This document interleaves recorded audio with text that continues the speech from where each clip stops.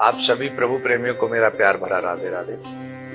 इस वीडियो में हम चर्चा करेंगे एकादशी के विषय में। एकादशी 4 अप्रैल को है या 5 अप्रैल को है? इस एकादशी का नाम क्या है, इसका महत्व क्या है, इस विषय में हम विशेष तौर पर चर्चा करेंगे। तो आप लोग सभी इस एकादशी की कथा को भी ध्यान से सुनेंगे। एकादशी का नाम है पाप मोचनी एकादशी। जैसा कि इसके नाम से ही ये पता चलता है कि जो भी इस एकादशी का व्रत करता है उसके बड़े से बड़े पापों का नाश हो जाता है। चैत्र मास की कृष्ण पक्ष की जो एकादशी है उसे पाप मोचनी एकादशी कहते हैं। धर्मराज ने भगवान श्री कृष्ण से इसके विषय में प्रश्न किया कि चैत्र मास की कृष्ण पक्ष की एकादशी को क्या कहते हैं और इस व्रत को इसका लाभ क्या है। तो भगवान श्री कृष्ण कहते हैं यही प्रश्न जो तुम हमसे कर रहे हो, यही प्रश्न देवर्षि नारद ने ब्रह्मा जी से किया था। तब ब्रह्मा जी ने कहा था, हे नारद, ये जो पाप मोचनी एकादशी है ये बड़े बड़े पापों का नाश करने वाली है। बड़े बड़े साप भी इससे मुक्त हो जाते हैं। इस एकादशी का व्रत चैत्र मास की कृष्ण पक्ष की एकादशी जिसे पाप मोचनी एकादशी कहते हैं, हम तुम्हें एक कथा सुनाते, ध्यान से सुनो। चित्ररथ नामक एक वन है जहां पर इंद्र अप्सराओं के साथ भ्रमण करते रहते हैं। वहां आते हैं, मतलब एक भ्रमण का स्थान है, कभी भी आए जाए। तो वहीं पर एक ऋषि थे जिनका नाम था मेधावी। वो तपस्या कर रहे थे और इंद्र का तो स्वभाव है कि वो किसी की तपस्या देख के प्रसन्न नहीं होता, वो डरता है। तो इंद्र ने एक मंजू घोषा नाम की एक अप्सरा को उनकी समाधि भंग करने के लिए भेजा। तो वो युवा थे ऋषि उस समय, मेधावी ऋषि बड़े युवा थे। और ऋषि ने जब उनके हाव भाव को देखा, भाव भंगिमाओं को देखा, अप्सरा थी तो सुंदर ही होगी, इतनी सुंदर थी।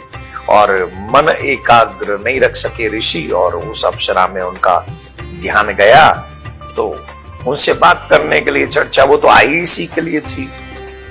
तो 97 साल तक उस अप्सरा के साथ में रहे। और एक दिन उस अप्सरा ने कहा कि अब आप हमें अनुमति दें, अब हमको जाना है।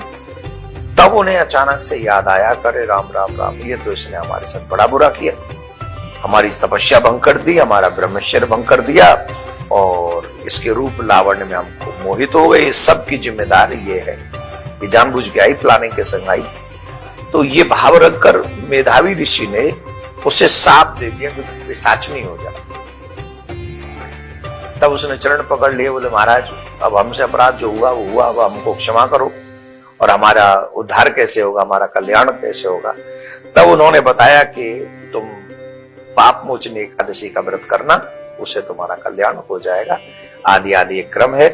तो ऐसी पिशाचनी बनी हुई उस अप्सरा को भी इस एकादशी की, चैत्र मास की कृष्ण पक्ष की जो एकादशी है पाप मोचनी, उससे उसको मुक्ति मिल गई।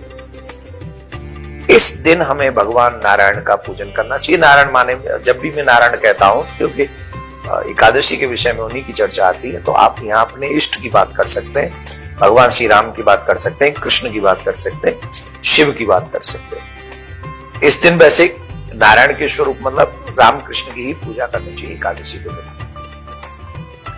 तो अपने आराध्य की पूजा करें, बड़ा सुंदर सा उनका अभिषेक करें। अभिषेक के बाद उनको सुंदर सुंदर वस्त्र इत्यादि पहनाएं, उनका जाप करें, सत्य बोले, क्रोध न करें, असत्य न बोले, ब्रह्मचर्य का पालन करें, अन्न का त्याग करें और जितना हो सके गाय की सेवा करें, साधु संतों की सेवा करें।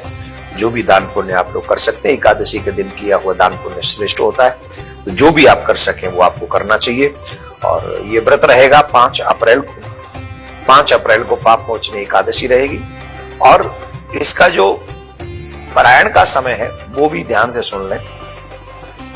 पारायण का समय 6 तारीख को रहेगा और वो समय रहेगा 6:18 से 7:20 तक। तो आप पारायण इस समय कर सकते हैं।